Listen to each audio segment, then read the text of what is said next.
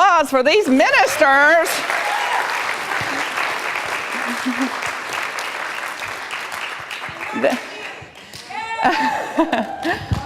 That really concludes the service.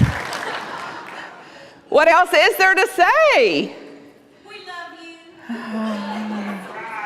I love you too, and I cannot help it. And do you have a sense of what you represent, Seattle Unity?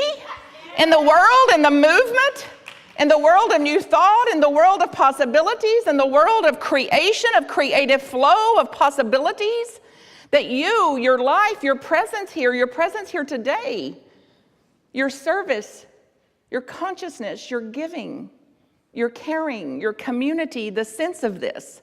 And you've stepped into and taken on a role that would have already have finished most communities off. This change, this decision to change, to let go, to step into the next grandest iteration of yourself. The next grandest iteration of yourself, an idea bigger than any of us have had, an idea bigger than anyone could have individually, an idea that is collectively a mind-blowing idea, a new way of being in the world, a new stasis, a neostasis, out of the homeostasis, out of the old way, out of the way that it's always been. And not leaving what matters, but bringing all that matters, all that cannot be threatened, all that will sustain, all that will grow, all that is real, and all that matters through you, with you, as seeds for this next iteration of yourselves as a community. So I bow to you for it. I've been at this a long time, and I've seen a lot of contrast and polarities. So take a deep breath into, as a community, as a spiritual community, and as equipped and spiritual leaders to take the forefront of creating a world that works for all. You are awesome and then some. So turn to somebody and tell them, we're awesome. We're awesome, we're awesome, we're awesome. We're awesome and then some. We're awesome and then some. And then today, I want us to look at this little part of us that can sometimes usurp our awesomeness, these little tendencies that we've inherited through a conscious and sometimes not so conscious evolution, this tendency for our reptilian behavior. Any snakes or lizards among us? These are the people that were there yesterday. So think about then, as I kind of call over this polarity of the human, the species of the human, and if you believe what unity teaches, we are alpha and omega, everything under the sun, all that is. So then it's like, well, I'm not going to say that I'm critical. You may as well. Do you criticize sometimes? I'm not raising my hand. Yes. Well, we already know. It's too late. It looks good on you, so you don't mind. You don't mind. You may as well say then, hey, I criticize at times. Now, what happens to your spirit when you're criticizing? When you get critical, what happens to the spirit? What happens to that love, that joy, that grace? What happens when we step into a criticizing, nitpicking, fault-finding, blaming, shaming? What happens to the spirit? Heavy, diminished, constricted. So there's real consequences of this. And then there's another option. So then anytime what's it like before we go there? What's it like when you're on the other end of criticism? What's that like? When somebody's criticizing you? Hurtful, painful, stressful, disappointing, despairing. So not much creative flow, not much vitality, not much exuberance, not much possibility there for us. So then any one of these things, any one of these kind of regressed behaviors, any one that we can shift out of carries a powerful and exponential effect to the spirit, to the life experience, to relationships, to workplaces, to spiritual communities. So it's not just a notion that what I do affects the whole. Holistic thinking. So there's nothing I do, no action that I take that is not impacting the whole. So if I want a better effect there, if I want more life and love and joy and possibility there, there's one place to work. This is the good news of the day. There's one place to bring this change, one place to make this contribution from, through the one that I can actually do something about and to do something with, the self. So this worksheet is available to you back there for those of you that weren't here, and it looks at the polarities of the human species and the stress that's caused if we operate from or kind of reside more in one polarity versus the possibility if we reside in the other. So as I call off a few of these, I'd love you to reflect and call and response. One is stressful, one is more in the lines of grace. God realized, actualized, consciously expressed. Grace. So stress or grace. Demanding, willful, stubborn.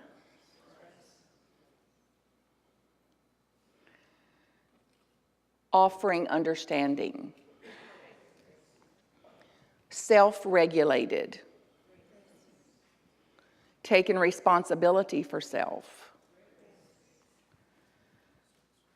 Sensible. Uptight. Serious. Defensive. Explaining. Justifying. Making excuses.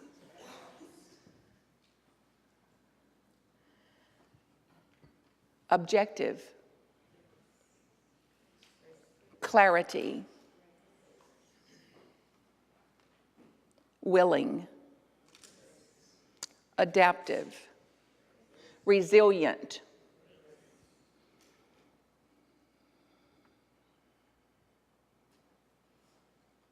Sensitive.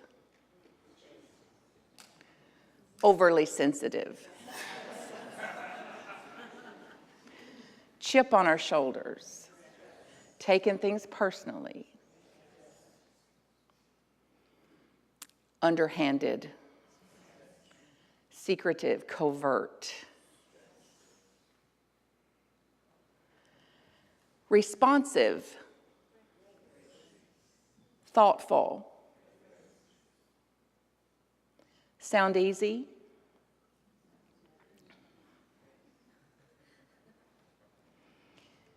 Are you up to it?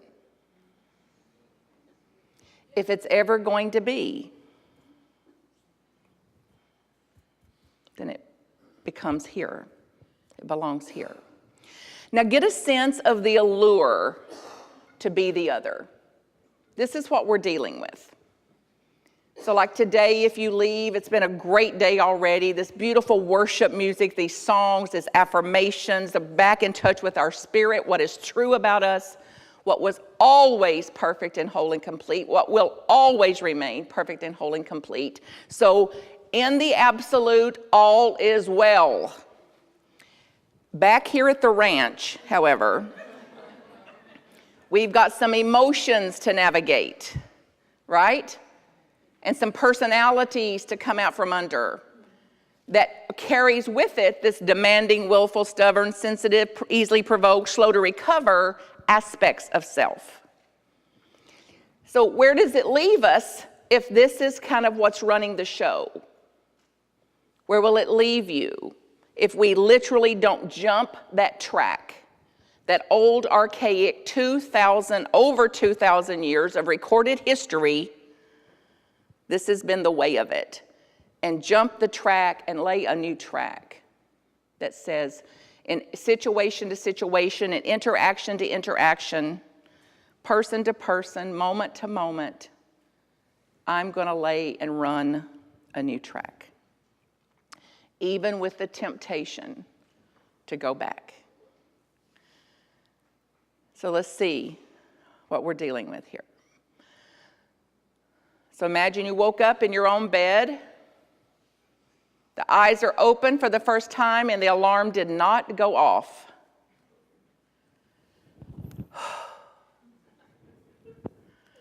Why me?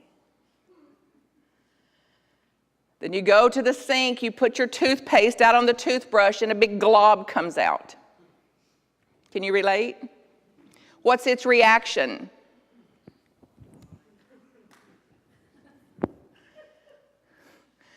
Then you put bread in the toaster. Well, remember when you ate bread. Bread goes in the toaster and it comes up black, burnt toast. All right, put your right hand up. This is the victim salute. Everybody right on your forehead. Oh! So this is what we're dealing with. The allure to fall into that. The allure to fall into that. And there's a payoff to that reptilian mind. There's a payoff to the fear mind. There's a high, so to speak, of getting to be victimized by something. So think about any one of those little situations, who you would be, what it would be like to be in those situations if this didn't run the show. How would you meet those situations differently?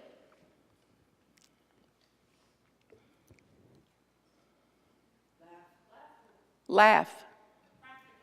Practical. It happens. Calmer. Keeping myself together. Take a breath. Spiritual practices, things we've been taught also for 2,000 years. In those times where we get triggered or bristled or upset, that there's another path, another track to jump on and to run on that includes pausing for a minute, presencing myself, and then proceeding. A track that runs as more grace, more possibility, and a new way of being in the world, a radical new way of being in the world. So what would stop you from this?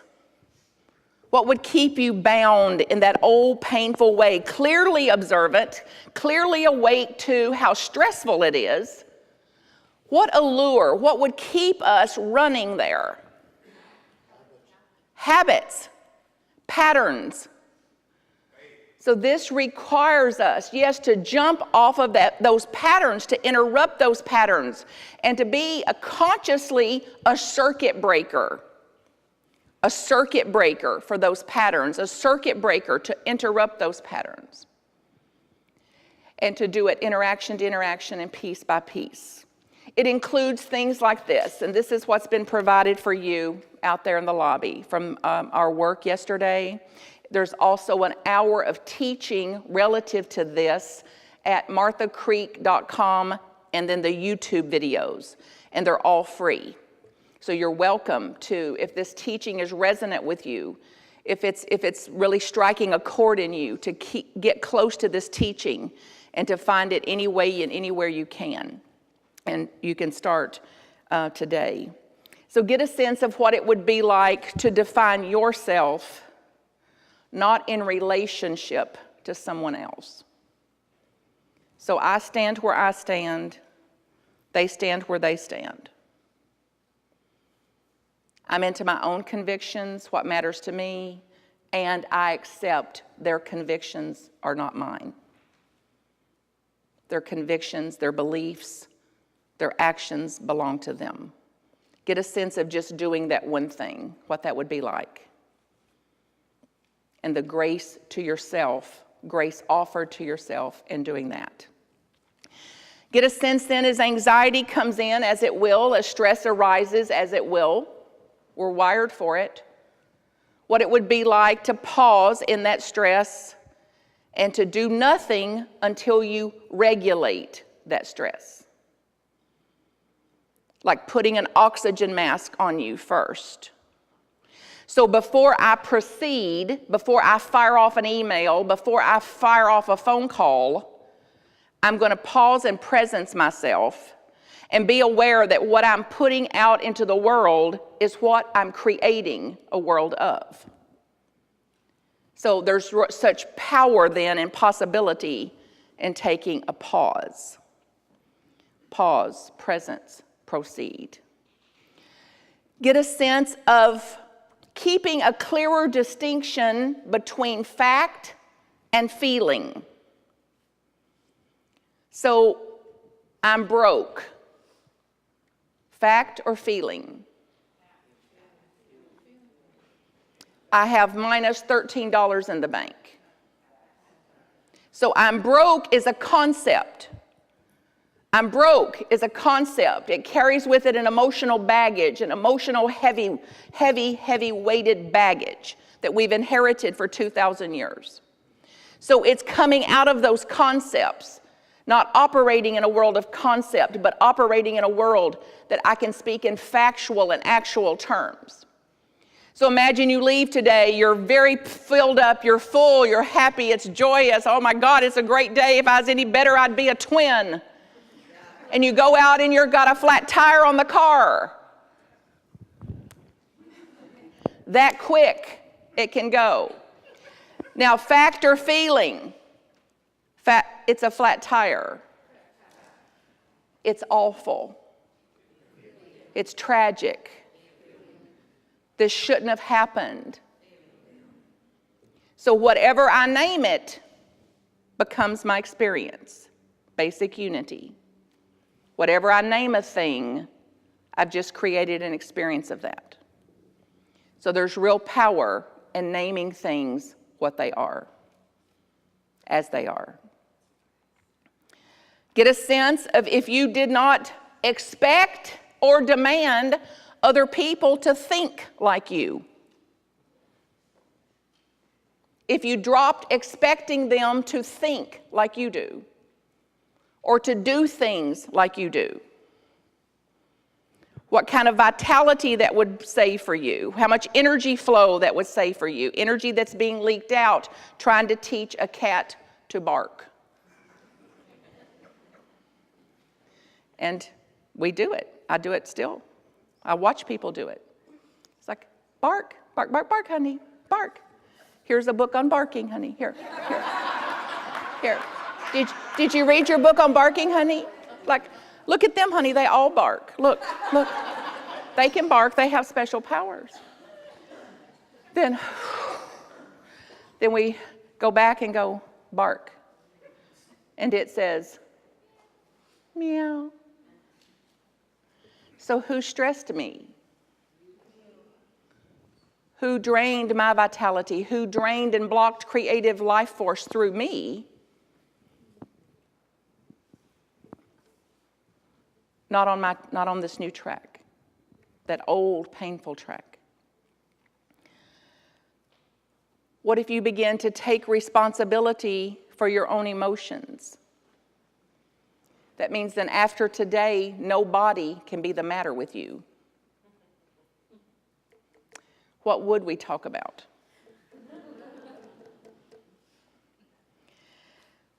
What if you also refused, if you stopped allowing anybody to pin responsibility for their emotions on you?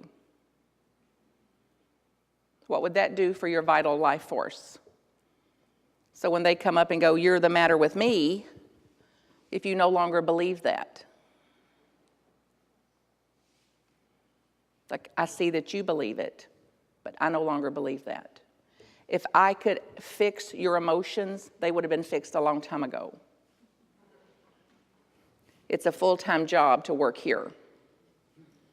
Full-time job to work from the inside of us. So think about now somebody in your life that's reactive, a reactor type. And get a sense of how you could be in the face or in an interaction with a reactor type and be less reactive to their reactivity. So the more ratcheted up they get, the more jacked up they get, the calmer you get. So that you're the one that brings presence to an interaction. Get a sense of being that in the world.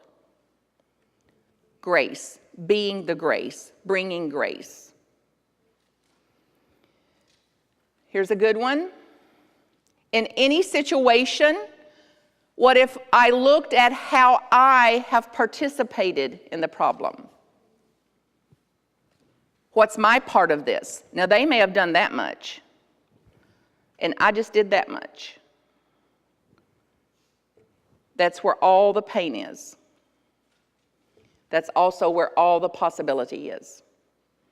So instead of trying to get them shift out of their part, if I just clean up this part, it holds all the power in the whole world. It's in me taking responsibility for what my part is. Now this is going to be important, particularly here at Seattle Unity, as you go forward in this change, in this saying goodbye, and watching what you've enjoyed be destructed, be taken down, be leveled. And then the tension in that, the loss in that, to witness that. And then the time it's going to take to watch something else rise up out of that. The new phoenix of Seattle Unity, the new being of Seattle Unity. To accept that tension, stress, anxiety, and grief are part of our human learning processes. Stress, tension, anxiety are part of being human.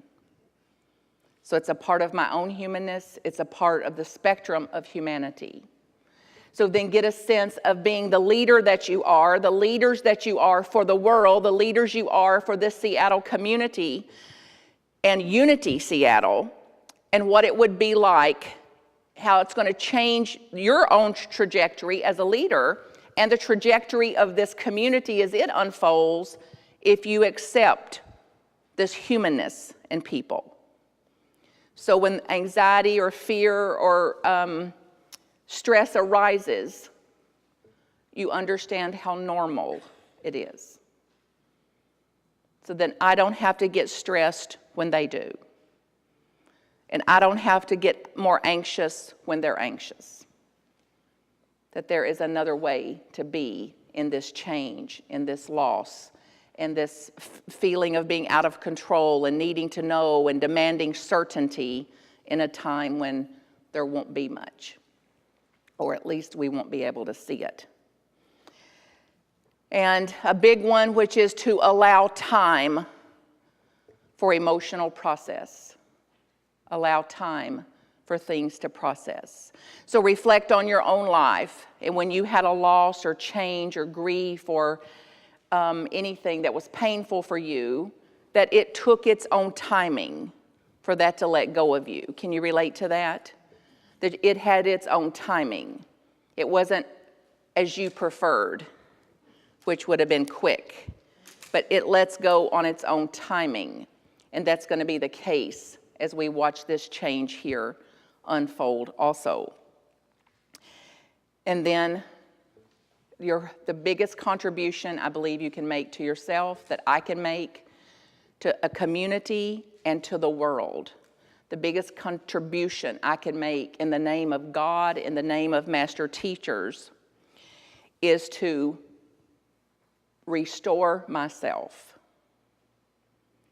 to keep myself atoned, at one-ment, aligned with the grace of source, the grace of life, the grace of creator, and the grace of whatever you believe created you, as to the degree that I'm aligned with that, at one with that, atoned, and in the spirit of that, I'm going to be a different person here in the world, outside of the personality and outside of this regressed mind, functioning from the mind that is up here, a mind that was naturally more collaborative, thoughtful, resilient, innovative, more in line with my own nature. This is why you'd rather be with your pets than people. Dogs and cats are more enlightened than most of us. They're less triggered. They get over things quicker. They don't bite when a bark will do. So let's see if we can move it on up a notch or two out of this regressed state, out of this old pattern, and move into the patterns of being that are more self-managing. So as I read these, see if you can get a sense of this, of being this in the world. Clear and conscious, aware of creation, of creator, realizing that, expressing that, consciously creating, as self-managing, self-regulated, resourceful, aware of options, open, shedding light, a source of light, resilient and flexible, offering understanding and holding a breath of understanding, calmer, more sensible, collaborative and innovative, clear, objective, and purposeful, offering grace, aware of grace, and living grace. So we dedicate this time and this teaching to a full step into that, a full step as that. And we begin again consciously, individually, collectively, as a community, in and for the conscious evolution of humanity, creating a world that works for all. And we begin again right here and right now. And so it is.